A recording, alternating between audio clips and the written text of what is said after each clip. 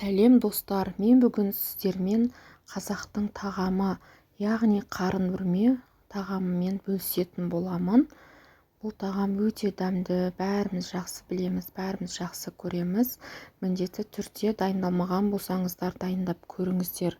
Мен ең алдымен жылқының қарнını жуып тазалап алып, сосын колаға салып қойдым. Кәдімгі өзіміздің ішетін кока-кола, яғни колаға салса қарынның иісі кәдімгідей кетіп, және ішіндегі көкөністерге ешқандай дәмі иісі сіңіп қалмайды.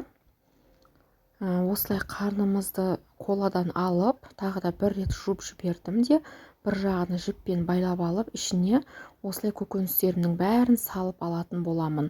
Мен картошканы 4-5 шақты, бір сәбіз, сосын болгарский, осындай болгарский қызыл және жасылынан көгінен салып алдым. Енді бұл қарынның ішіне, яғни қарын бүрмеміздің ішіне етімізді салып алатын боламыз.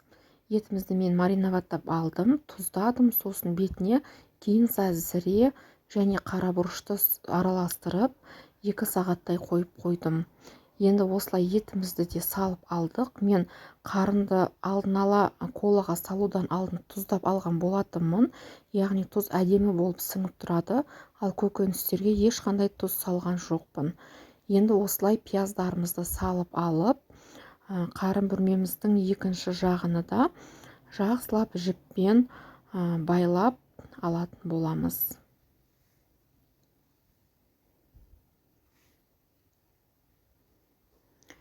Міне осылай барлығыны салып алдым. Бұл қарын бүрменің ішіне қазы салсаңыздар да болады, әсіп салсаңыздар да болады, ол өз қалауларыңыз. Осылай жіпті жақсылап байлап алған соң, енді қазанға салып, мұздай су құйып, үстінен қарын бүрмемізді жақсылап қайнататын боламыз. Яғни бұл суы қайнап шығарда бетіндегі көбіктерін алып аламыз. Сосын суына міндетті түрде тұз салыңыздар, және ол өздеріңіздің қалауларыңыз бойынша саласыздар. Тым ащы да, тым аз да болып қалмасын. Осы суына салынған тұздар жаңа көкөністерге сіңіп, өзі әдемі дәм береді.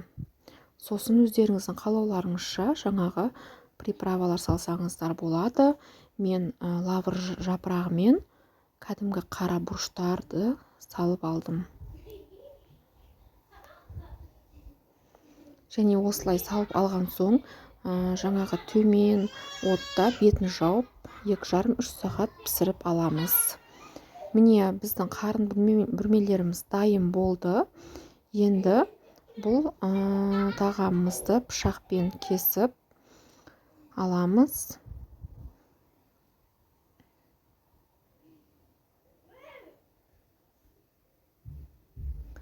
Бұл тағамды жаңағы қонақ келген кезде осылай дайындап көрсеңіздер болады.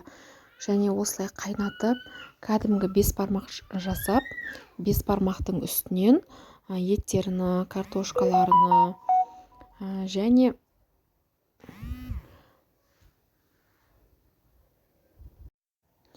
қарынның өзіні тура бетіне қойсаңыздар болады.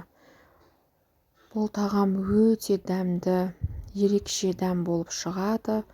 Кәдімгі еттер мариноватталған, оған қарынның да дәмі сіңіп, ерекше бір дәм болып шығады.